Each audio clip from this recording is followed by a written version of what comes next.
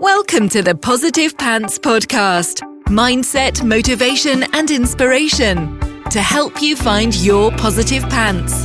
Let go of negative thinking and stop living for the weekend. With your host, Fran Excel. So welcome to the show. As always, it's Fran Excel, Mindset Coach, helping you find your very own pair of positive pants so you can get out of your own way and live a life that you love. Thank you so much for joining me. I'm very grateful you've chosen to put me in your earbuds today. Please do hit the subscribe button so you don't miss anything, and do leave me a review. I love reading them, and it really helps me get found by other people who need to hear what I share. I'd also love you to email me your mindset and productivity questions or topics you'd love me to cover to hello@franexcel.com, because I know a lot of you think I'm inside your heads because you tell me all the time. But if I don't know what you need, I can't give it to you. So let me know. So it's story time. Okay. Recently, when I put out a post on my Insta stories, and if you are not following me already, head over to @FranExcelCoach now, pronto, asking what people wanted to hear from me on the podcast. And more about my story was a clear winner, and one I shied away from for a while. Now, I share tidbits of who I was before my mindset jiggery pokery and who I am now, but there are some hefty chunks that I miss out, partly because so much of it really isn't just my story to tell. So in all honesty, I didn't really know how to, and I'm sure a huge amount of you can relate to that, partly because so many people have been through so much worse. And I think it's always important to keep that perspective, which will be another episode coming up. But at the end of the day, your story is your story, and it shapes who you are. And it's not really about comparing. It's your programming. It's the wiring in your brain. It's how your world is actually shaped. But also mainly because I felt that people didn't need to know a lot of it, because what I do is about them, not me. It's got nothing to do with helping people push through the inevitable mindset gremlins to take action in their business and build a life that they actually love, right? But then I thought, what if it does? What if some of the things that I've been through and how I've dealt with the belief systems and thought processes that they left me with could help someone else going through or who's been through similar? At the end of the day, our personal lives and the way that we think about ourselves and what we believe we're capable of is inextricably linked to things we've been through in the past and what we go through in the present. It's why in my mastermind, the Proactive Pants Mastermind, the personal stuff is talked about just as much as the business element, because everything affects everything. When we have things going on personally now or in the past, it can and inevitably will affect your business. So it's important to deal with it all as a whole. Now, this doesn't mean delving deep into things that have happened in the past and all that sort of stuff. That's not what I do. I'm a coach and I'm a mentor, and I'm all about driving people forward. But sometimes understanding where certain things come from is incredibly helpful, because that's when you can challenge it. So when 95 to 99% of what we do is running on autopilot, automatic thought patterns and belief systems, then knowing the things that could be holding you back are going to be really helpful, right? Especially when we haven't linked the two together, which so often happens. So I will risk it for a biscuit in the hope that it helps even one person. So I will try not to give my entire life story, but the cliff notes of what I felt have been important things in shaping who I am today. So much of our programming happens when we're young. The main imprinting stage is between 0 and 7. Okay. When we're like sponges, we're taking in everything around us without as much of the rational conscious mind, well, without any of it really, analyzing it all. But we all know how much of an effect our teenage years can have on us. And my teenage years were really good on the most part. I have an incredible supportive family, but I was, believe it or not, really, really cripplingly shy. And I had a crippling case of the I'm not good enough, which was only exacerbated by being bullied at school, like so many of us are. Mostly, I was bullied for the way I looked, or kind of who I was as a person. And the irony is that the second one was always from people who really didn't know me at all. But you just don't make that link at that age. It affects you on a really, really deep level. And what this did was it led me to the belief system that to be liked, I had to be attractive.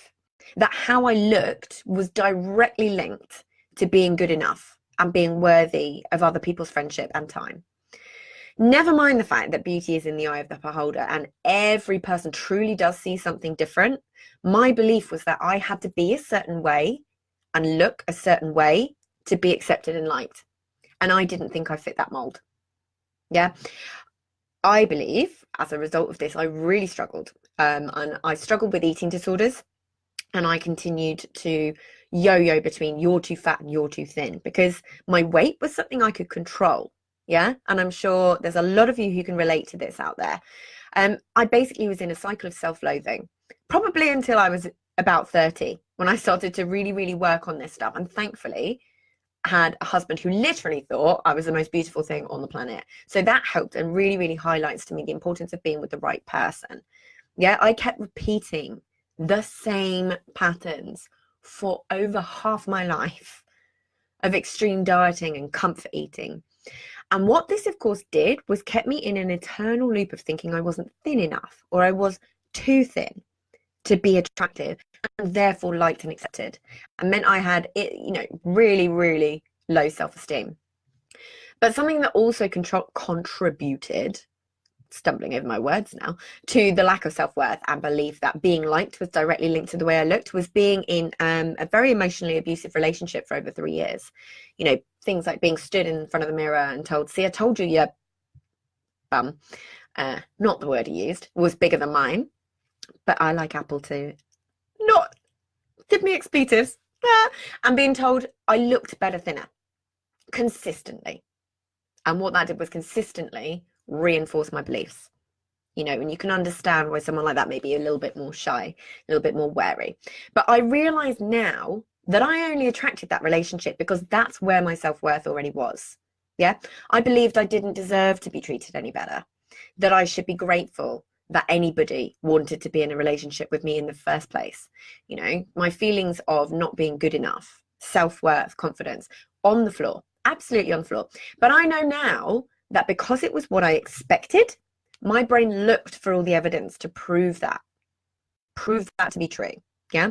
In the form of someone who was consistently reinforcing those beliefs. Yeah. I needed to work on my belief systems around all of that. And my fear of what other people thought, that fear of judgment, that not being good enough, not being worthy. Now, quickly, and if you haven't twigged to this yet, to quickly relate this back to your business and where you're at, do you think somebody feeling that way would be able to get on video, social media, and put themselves out there for the world to judge? To be able to stand firm in their knowledge and opinions, knowing not everybody's going to feel the same, to go to networking events and talk to complete strangers and leave with friends, to launch service-based products purely off the back of that person, to charge their worth? Or could someone with those beliefs, struggle with feeling like an imposter, compare themselves to other people, undercharge, self-sabotage and make excuses? Can you see how important it is for us to work on these underlying beliefs? Because the pan spills out and repeats itself in all other areas of our lives. So when you align your thoughts, your beliefs and your actions, that's where the magic happens. But you can take all the action you like. And if underneath it all you believe that it's not for you, then you'll feel like you're pushing water uphill and wonder why you're doing all the things and it just feels so damn hard, like you're not getting anywhere, like it's not going quick enough, all of those. But when you work on actually changing those belief systems and challenge those thought processes, you can completely change how you view everything, which is exactly what I did. Yeah. Now, through the work I've done on my mindset, if someone doesn't like me, that's cool. No problem. I'm not for everybody, but there are some people I am for, and those are the ones that I focus on and the ones that I can help. And I certainly don't link it to how I look. And I'm 100% comfortable with who I am as a person. So it truly doesn't bother me at all. Much easier way to be, right? And I'm, if you're sitting there going, yeah, but it's possible for you, all this stuff. It's like, I'm teaching you this stuff. I was exactly where you're at. Yeah. This is 100% possible for you. If it's possible in the world, it's possible for you. So the next thing I want to talk about briefly is the fact that I was an incredibly anxious and stupendously negative person. There is a reason I refer to myself as a former Eeyore on a bad day. I was always trapped in victim mode, wondering why me, in this little bubble of not my fault, in inverted commas, feeling like I wasn't in control of my own outcomes. I think the worst in genuinely any situation as a means of self-preservation, but I was just creating self-fulfilling prophecies left, right and centre. And then when things inevitably went wrong, it was, see, told you. But knowing what I know now, I see how destructive that was. I see how much of that I was creating myself through my thinking. And as part of my anxiety, I catastrophized everything. But what I was doing was creating that as a reality in my body and wiring it into my brain. So the mind and body are a linked system, and the brain does not know the difference between real and imagined. So I was physiologically making these thoughts real and affecting my health. Now, I know I was essentially putting everything in place for my brain to prove me right. It was trying to protect me, but in doing so was really, really holding me back. At the height of my anxiety, we lost almost everything. And this is the part that really isn't just my story to tell. But the need to know stuff it was ironically my trigger point for where I am now, and became something that I am actually incredibly grateful for. Where we are now versus where we would have been had it not happened is way better. I have the dream dog, the dream house. But at the time, we ended up having to move in with my mother-in-law while we picked ourselves back up. And the day I went into the doctors about my bad knees and came out with antidepressants, which I never took, was my turning point. I went down the rabbit hole of personal development and decided I could get myself out of the hole I was in. And that let me hit. And now, for fun, I study psychology, neuroscience, quantum and metaphysics. I read over 100 books a year in personal development, sciencey stuff and marketing. And I like to collect qualifications. And I've never felt more me. It's not for everyone, and that's fine. I am 100% myself. I'm so comfortable with that. It doesn't bother me if people don't like me. I choose to surround myself with the right people and people who lift me up and I can lift up. Of course, there is a sting when someone is negative or doesn't like me because I like to be liked. I am human, but it doesn't stay with me. When negative things happen, I can always find another more positive way to look at it. It can sting, but it doesn't stay with me. I can put myself out there. I can do all these things. So I hope what you can take from this is that we all have a story that affects how we run all areas of our lives, shapes who you are, but you genuinely get to rewrite yours at any point you choose. You get to stay and say, the past is the past. I shape my future and I'm going to live in my present. Who you are today does not have to be who you are tomorrow. You get to choose to stay safe in your comfort zone with the thoughts that make you self-sabotage, make you feel frustrated, and like there's something wrong with you, there isn't, and make things feel 10 times harder. Or you can choose to change it and say, no, there's nothing wrong with me. I'm capable of more. I want more and I deserve more. So you can see that's a much more productive way of thinking. So I hope that what you can take from that is big things happen to all of us, and there's always that perspective, but we get to highlight these things, we get to challenge these things, and we get to change these things. So if you have any questions or there's anything that you want me to cover, email me on hello@franexcel.com. And as always, I will see you next week. Bye-bye. So if you got value from this and you know in your gut that now is the time to step up and start rewiring your thinking and changing things for yourself, then book in a free discovery call so we can work out what needs to happen to get you from where you're at right now to the action-taking success you know you can be. And if you want my eyes and ears on your problems, I work with people one-on-one and through my Proactive Pants Mastermind. So stop waiting for if and when and decide to change things now, because you can.